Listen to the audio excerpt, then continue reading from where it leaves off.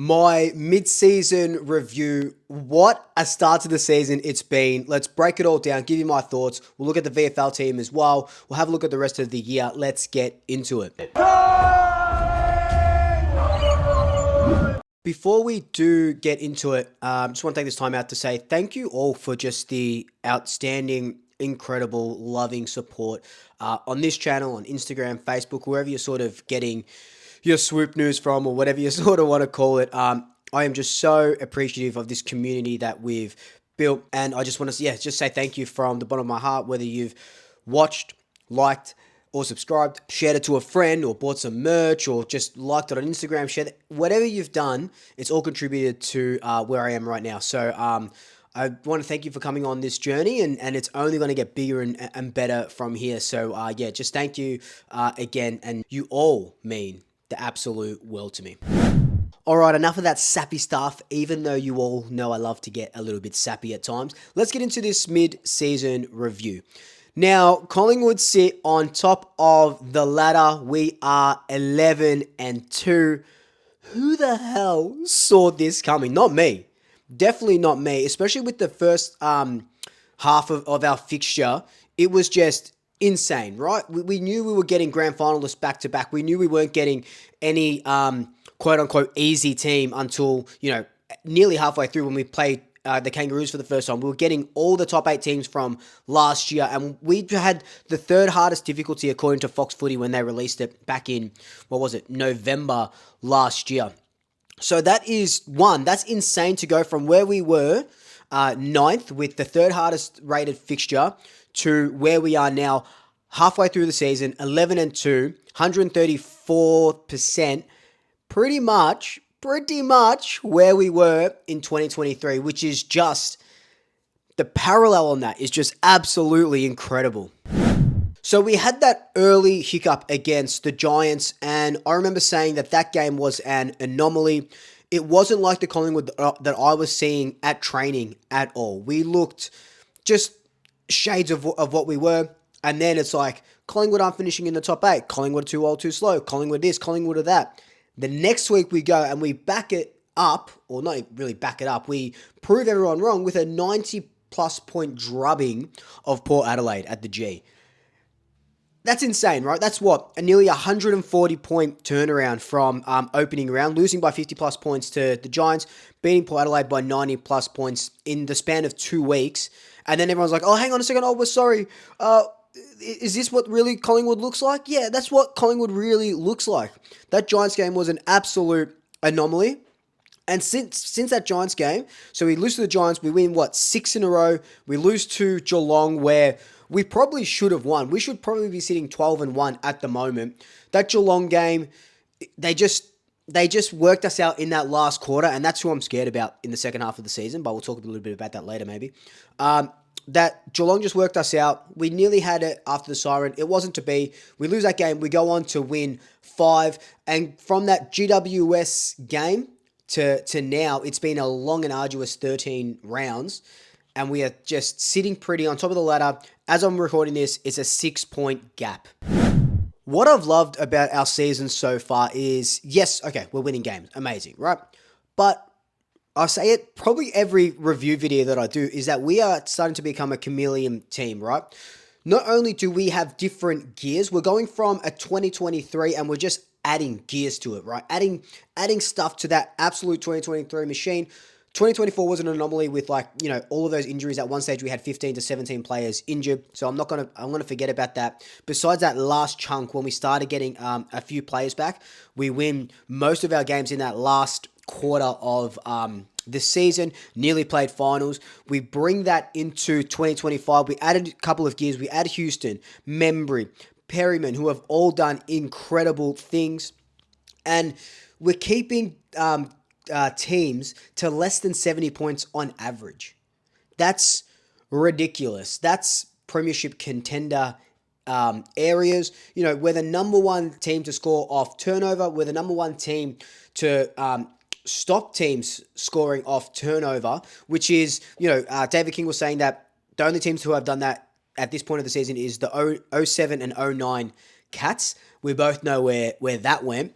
So that is holding us in good stead. And, what I loved about this season as well is that we can smash teams. If we're on and we go fourth gear straight up, we can smash teams like we did against Port Adelaide, 91 points, against Hawthorn, who are our bogey side. But then we can grind out wins like we did in 22-23 against sides as well, like we saw against Melbourne over the weekend. Several Magpies have been in really good form, driving our success, and on the back of these players is why we are where we are. Nick Daicos, right? Now, we know that he's copying a heavy tag, but he's elevated his game to maybe not another level, but just, again, like the team, he's doing what the team needs. And I feel like, it might not be a Brownlow year. Let's be honest. It might not be a Brownlow year, but he's doing what the team needs. And I think it was evident against Melbourne where he got absolutely tagged. Some would say tagged out of the game, still had 19 disposals and kicked a goal. He's racking up on average 30 disposals or just shy of 30 disposals, but it's his consistency that's outstanding, right? He's led the team in possessions on numerous occasions. He's captained the team as well, which we love to see when Darcy Moore was down. But what it is, it's his polish and decision making that has just stood out. Has kicked 7 goals, and he's helping the engine room tick over.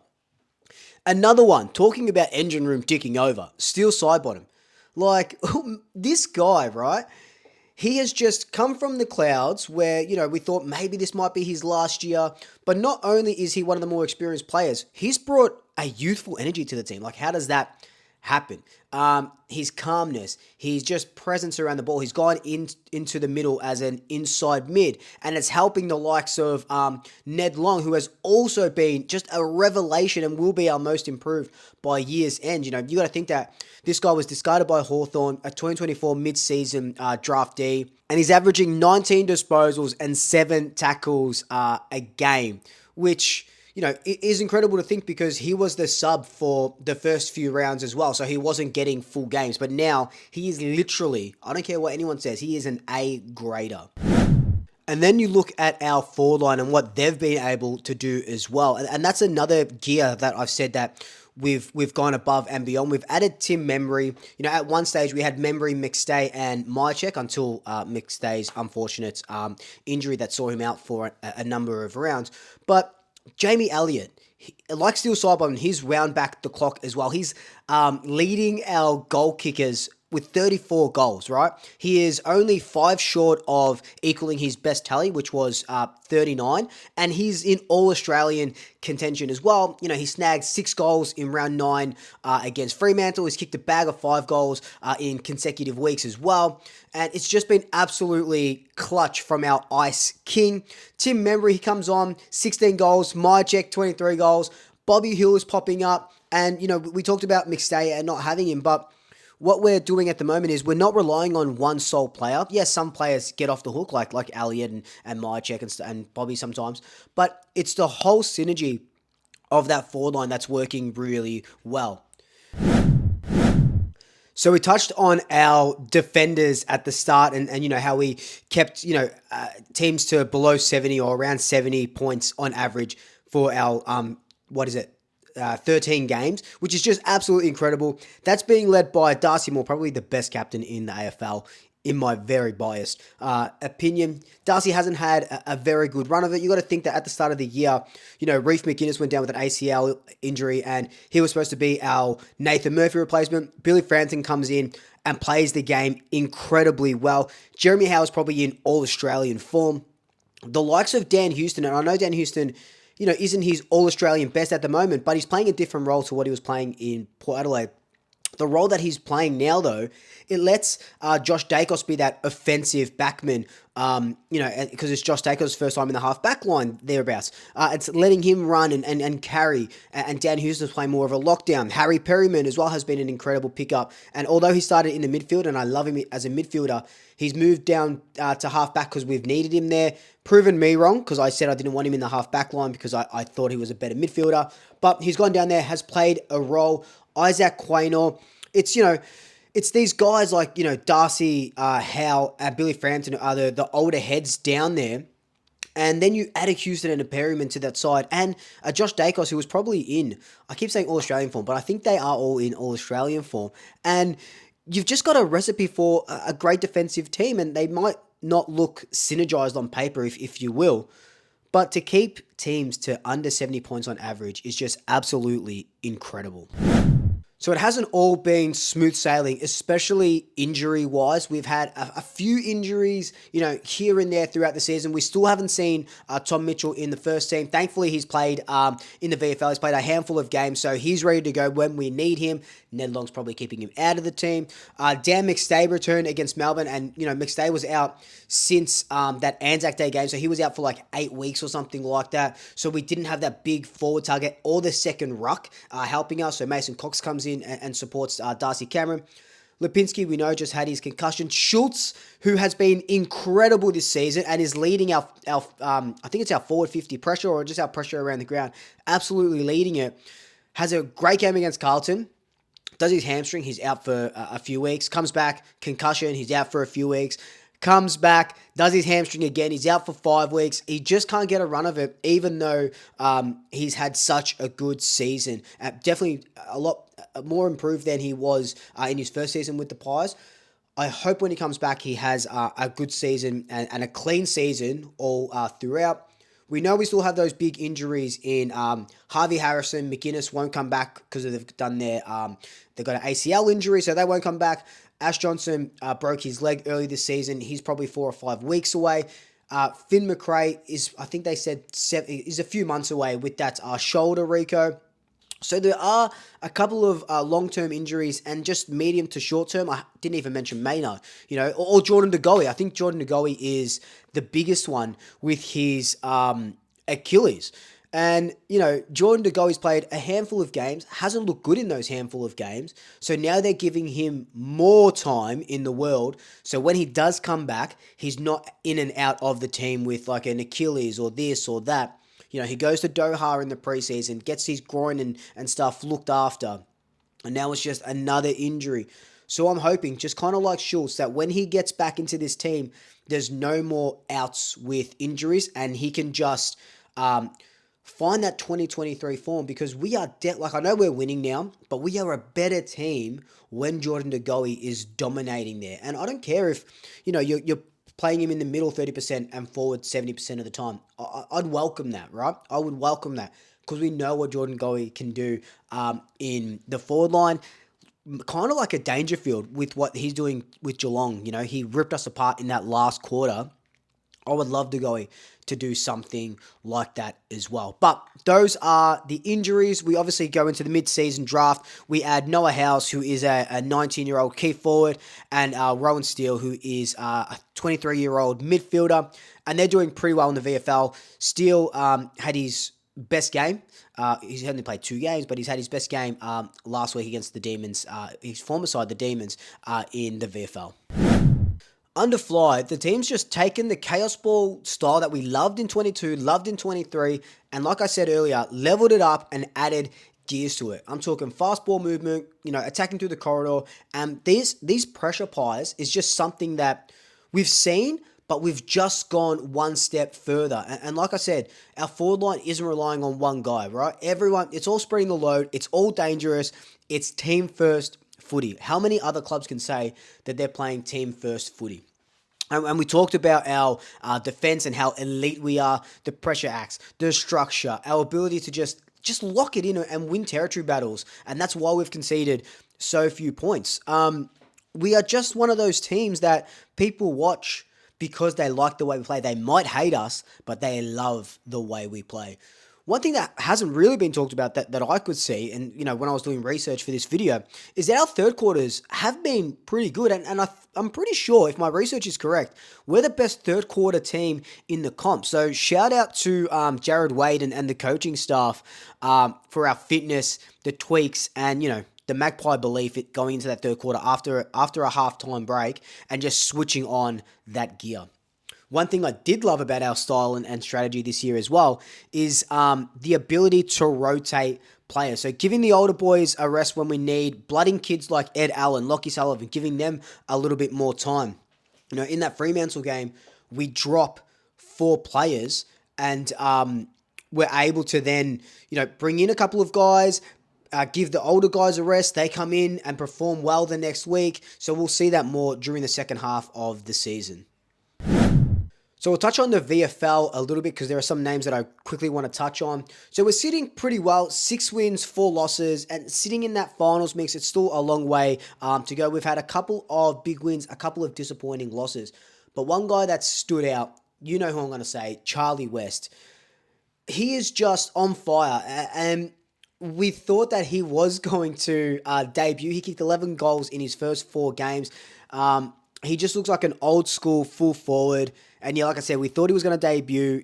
Didn't get the chance. We see Will Hayes debut because we needed that position more so than a key forward. With Dan McStay coming back, I really now can't see Charlie West debuting unless they want to give Myercheck or Membry or even McStay, I guess at this point, another rest. But then you're sort of thinking about second ruck. West can't take that second ruck role. But I'm loving what I'm seeing from this kid in the VFL. Just imagine him with a couple more preseasons under his belt.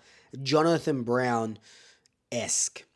Another guy, we talked about him earlier, Tom Mitchell, starting to get his aura back, which we love to see. He's waiting in the wings, ready to go. We haven't seen him since Anzac Day last year, which is just insane to think about. And you could see how much we missed him last season when we were without him. Jacob Ryan, Charlie Dean, Harry DiMattia doing just super well in the VFL. DiMattia, I reckon, will debut sometime this year. Jacob Ryan, I think he's doing good. It's just that halfback, with Dan Houston and Josh Daicos playing phenomenally there, Isaac Quaynor, Maynard at times. It's just a dime a dozen at the moment. So he has to play over and above AFL level to even be considered to play. But he is holding down the fort, as is like, Charlie Dean as well. So where do we go from here? 11-2. Halfway through the season, we're 6 points clear, like I said, as I'm recording this.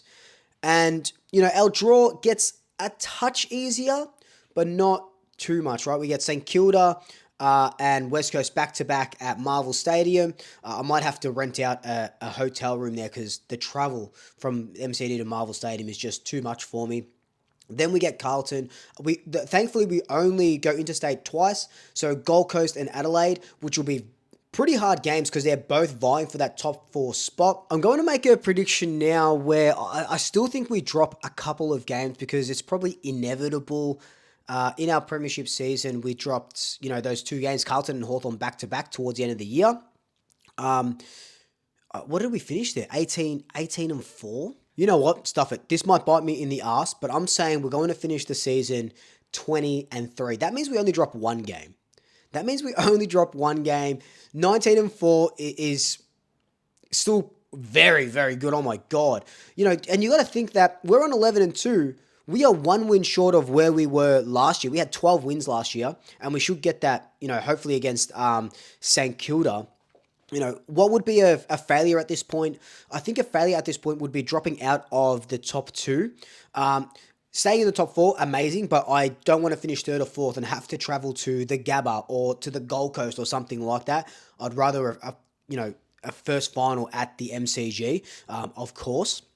So I think dropping out of the top 2 from here on in would be not catastrophic, but it would be very disappointing. So I think finishing anywhere between 17 and 20 wins would be just absolutely chef's kiss. Wrapping it up, 2025, we do have reason to believe that we will be up in the top echelon again when it comes to September, the pointy and the apex of the season. And we're just going through the motions and the gears right now. We're going to be a different look Collingwood side in, June. By August will be a different look. Maybe our best 23 will change. Maybe a couple of injuries happen. But the belief that we have in this team, the resilience of this team, the determination of this team. We were there. We climbed the mountain 2 years ago. Who's to say that we can't climb that mountain again? Let me know your thoughts down below. What do you think of our season so far? What did you predict at the start of the year? Obviously, no one would have predicted 11-2 and top of the table. Where did you have us at the start of the year? Let me know your thoughts down below. And if you've made it this far, I love you even more. I love you even more. And consider buying some merch. But until then, like, comment, subscribe, tell your family, tell your friends, tell your pets. And until next time, double shackers. I'll swoop you later.